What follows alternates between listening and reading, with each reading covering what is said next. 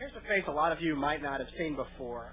It's young Danica Patrick. Danica was originally from the United States, now lives north of London, England. Danica is a two-time WKA kart champion, and we'll welcome back to the United States. What are you doing here at Kentucky Speedway this weekend?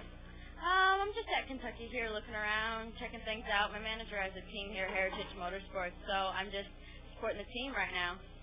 The last time we spoke with you, you were a young 13-year-old. You were in Louisville, Kentucky at the WKA show, at the trade show and convention, because you're one of their world champions.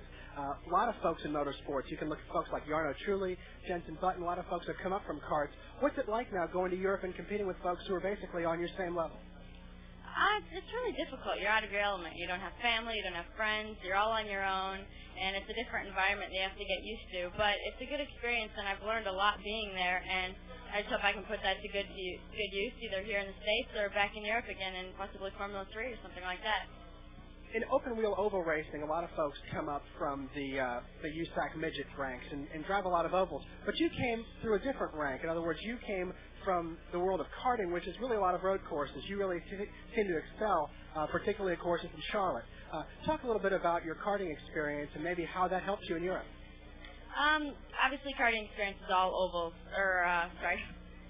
obviously, all the karting experience is all road courses. So that goes to good use in Europe because I think they only have one real oval right now, and that's Rockingham. So it's all road courses, and that teaches you a good basis for what you're doing and how to drive and how to overtake and make a good race.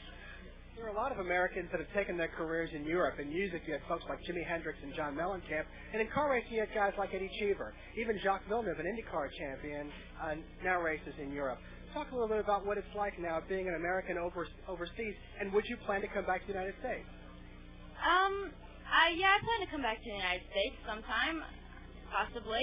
Depends on what happens. I go and do a Formula 3 test here in about a week over with Jaguar. So depending on how that goes, if it goes well, maybe I'll be driving Formula 3 for Jaguar. If not, then I'll come back to the States, hopefully, and get a good drive here and win a few races and be in IndyCar. The last time we spoke, you mentioned to me that your idol was Jacques Villeneuve because he excelled in all the different types of motorsports he participated in. Has anything changed since then? You still like Jacques? Jacques is still definitely an idol because it goes back so many years, and he did do really well, and he excelled so quickly, and I find that very impressive in a driver that they can adapt so well. But I think I have more role models now instead of idols. You know, I am my own person, and I don't want to be like anyone. I want to be myself. I want to be the next Danica Patrick, not the next Jacques Villeneuve. And then one last question. Could you go ahead, if you're able to, and maybe give us some details on what you're actually going to do here now? You're here with Heritage Motorsports, but you're going to test with Jaguar. Could you give us maybe some details on what that test would entail? The test with Jaguar that I'm going to be doing in the beginning of September is a test in a Formula 3 car. I haven't driven one yet, but obviously it's the first time for everything. I'm sponsored by Ford, and Ford is obviously Jaguar, so there's a link there, and they recognize talent, I guess, and want me to drive their car. So I'm not really sure where it's going to take me, but hopefully drive with them. And although you may not remember our interview, it's all coming back to me now. You'd mentioned that after karts, you were going to try to move to like a Formula 1600 car. Did you take that path, or what actually have you done in the last 3 years now? After karting, I moved over to Europe right away and started racing Formula Vauxhall. I did that for a year, and then I've been doing Formula Ford ever since then.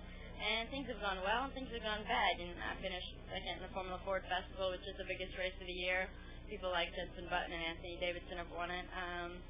So that's what I've been doing since then, and looking at other avenues along the way.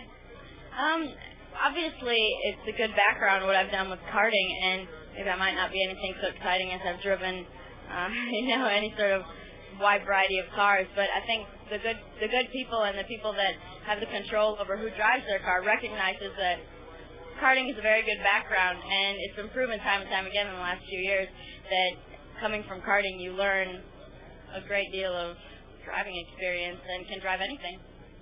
Danica, anything you'd like to say as far as coming back to the States? Coming back to the States is home, and as far as I'm concerned, that's where I belong. Danica, welcome home. Thank you.